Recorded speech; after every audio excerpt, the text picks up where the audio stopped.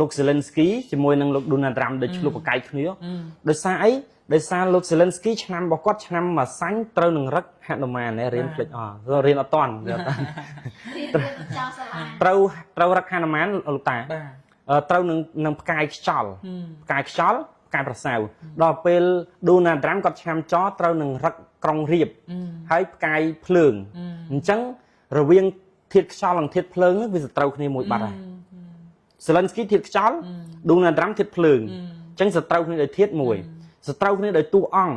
ហនុមានគឺជួយបរិយាមហើយជាអ្នកដឹកខាងសង្គ្រាមហនុមានបើសិនជាអ៊ុយក្រែនមិនដឹកនាំដោយ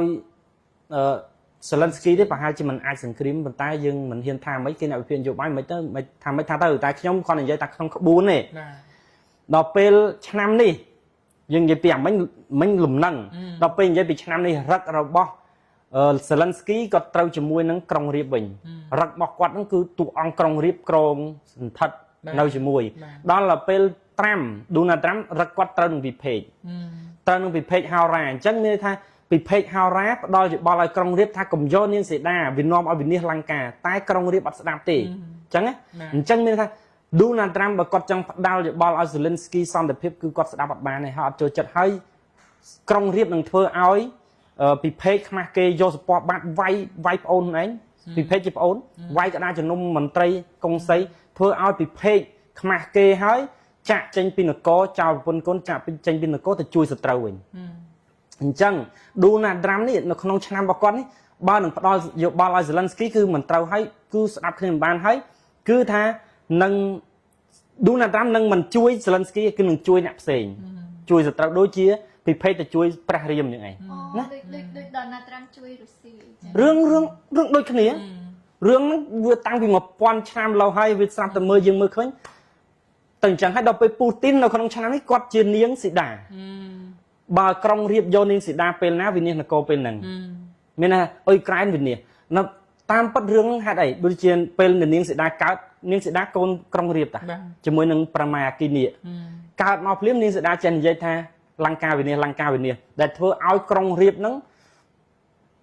ហៅរាជគ្រូហៅហោរាមកគុណគូមើលទៅប៉ុន្តែកាលដែលគុណគូនាងសីតាហ្នឹងពិភេកអត់បានចូលរួមហើយពិភេកនៅរៀនអញ្ចឹងបណ្ដែតនាងសីតាចោលតាមស្អីគេដាក់បណ្ដែតទឹកទៅព្រះរាជាគេហៅថាប្របាទជំនួកហ្នឹងគាត់រើសយកមកចិញ្ចឹមហើយដល់ពេលធំរូបពេញរៀងទៅក៏មិនប្រកាសឲ្យលើកធ្នូកៅតន់ដើមយកនាងសីតាក្រុងរៀបអីក៏មកដែ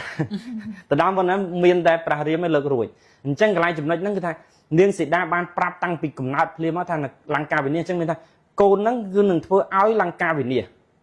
កូនហ្នឹងនឹងឲ្យលង្កាវិនិច្ឆ័យកូនហ្នឹងកើតឆ្នាំរោងនាងសីតាកើតឆ្នាំរោងគេនិយាយក្នុងរឿងបុរាណយើងណាហើយកូនណាលោកណាបកើតទេមិនមែនឥណ្ឌាណាបកើតទេរឿងហ្នឹងអញ្ចឹងពេលណាបើសិនជាក្រុងរៀបដដើមយកនាងសីតាពេលណាគឺនៅលង្កាវិនិច្ឆ័យអញ្ចឹងអ៊ុយក្រែនគាត់ក្រុងរៀបបច្ចុប្បន្ន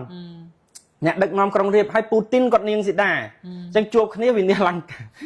ហើយចៃដន្យក្នុងកំឡុងឆ្នាំនេះគឺថាពិភេកមកជួយដោយពិភេកឈប់ជួយនិយាយទៅពិភេកនឹងពិភេកនឹងក្រុងរៀបអត់ត្រូវគ្នាហើយពិភេកនឹងខ្លាយជាស្ដេចលង្កានៅពេលអនាគតមានតែ Donald Trump គាត់នឹងគ្រប់គ្រងក្នុងសង្គ្រាមហ្នឹងគឺគាត់នឹងខ្លាយទៅជាអ្នកធំក្នុងពីព្រោះអីពេលណាដែលក្រុងរៀបគាត់ស្លាប់ទៅអ្នកដែលឡើងស្នងរាជរបស់លង្កាគឺពិភេកជាស្ដេចលង្កាបន្តតែ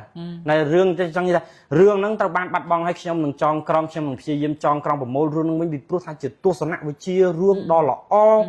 អតតែមែនតែមិនដឹងថាពណ៌នាថាមិនបានណាហើយដល់ពេលវិជ្ជាសម្ភារផ្លឹកនេះខ្ញុំកណាខ្ញុំកំពុងតែនឹងចងក្រងបានតិចហើយបានប្រហែល10ទំព័រហើយរឿងវិជ្ជាសម្ភារផ្លឹកហើយយើងពាក់ព័ន្ធជាមួយនឹងមហាតក្សាបែបខ្មែរខ្ញុំអត់និយាយករណីតក្សាបែបឥណ្ឌាលង្កាភូមិទេតក្សាបែបខ្មែរហ្នឹងក្នុងឆ្នាំនេះ Donald Trump គាត់គេហៅថាកាលកិណីរបស់គាត់ត្រូវនឹងផ្កាយប្រសៅកាលកិណីផ្កាយប្រសៅមានន័យថាម៉េចមានន័យថាទំនាក់ទំនងការទូតគាត់ក្នុងអាណត្តិរបស់គាត់គឺអត់ល្អជាមួយអន្តរជាតិទំនាក់ទំនងល្អកកឬក៏មិនចុះសម្រុងឬក៏គាត់ការចិញ្ចោចាក់ដំណើរឆ្ងាយគាត់អត់សូវទេឬក៏ថាបើនឹងទៅគឺមិនសូវល្អឬក៏ចរចាមិនសូវបានប្រកបទេហើយបើទំនាក់ទំនងអន្តរជាតិមកជាមួយគាត់វាមិនសូវល្អយើងឧទាហរណ៍ក្នុងស្ថានភាពជាក់ស្ដែងអ៊ុយក្រែនជាមួយគាត់ហ្នឹងគឺថាផ្ទុះហ ហើយចរចាឲ្យលុបចោលទាំងអស់ cho cha bán pha lỏng nè chuột nia đi bồng cho ហើយ cha ឆែកនេះភ្លើងហើយវាចែកដនអីអនុប្រធាននាយកបដីនឹងឆ្នាំជូតអនុប្រធាននាយកបដីឆ្នាំជូតគឺត្រូវរឹកអីគេត្រូវរឹកនាងសវណ្ណមច្ឆាដែលនាងសវណ្ណមច្ឆានឹងឯងជាអ្នកដែលជួយតស្ពានឲ្យព្រះរាមទៅធ្វើសង្គ្រាមកំទេចក្រុងលង្ការំដោះនាងសីតាអញ្ចឹងអនុប្រធាននាយកបដីអាមេរិកជាមួយនឹងប្រធាននាយកបដីអាមេរិកដូចជួយពូទីនដោយប្រយោលមានថាជួយនាងសីតាជួយនាងសីតាចេញមិន ចឹងអស់ចាត្រង់ថារឿងរៀមគេដែលយើងមើលបោះឥណ្ឌា មើលម្លង វាមិនមែនបោះខ្មែរយើងទេអត់មែនបោះខ្មែរមកដូចខ្មែរយើងទេតែខ្មែរយើងស្រង់យកមករបៀបជាក្បួនទាយហ្មងណា បាទ ចា ដោយតាពោធិ៍សាត់អីណាទាយចំឆ្នាំនេះចំអី រឹក ល អី ង្កាវាយអីចឹងណាហ្នឹងហើយអញ្ចឹងគឺអស់ចាទាញយកមកដាក់ឲ្យស្រង់យកមកជាក្បួនទាយតាមខ្សែរឿងរបស់រៀមគេដែលឥណ្ឌាអត់មានថៃយួនអត់មានទាំងអស់ បាទ ហ្នឹងហើយគឺដូនតាយើងបង្កើតមកជាក្បួនទាយហ្មងហើយត្រូវអញ្ចឹងវាដូចជាចាក់កពីតម្រារបស់កពីពុទ្ធសាសនាត្រូវរឿងប្រវេសដរចូលស្រុកត្រូវរឿងអីណាហ្នឹងហើយសវណ្ណមច្ឆាអីចឹងណាហ្នឹងហើយក្នុងកពីតម្រាចាក់ នៅចេះនៅក្នុងដែលក្រោយចាក់ចៅក្រោយអង្គរពុទ្ធសាសនាធំអញ្ចឹងទៅការលើកបើយើងនិយាយថាជិះពុទ្ធសាសនាចូលមកក្នុងអង្គមមិនបកូនណាសូរីម៉ាន់ទី2លោកអត់លើកដោយសារតែក្នុងពុទ្ធសាសនាវាស្ទើរអា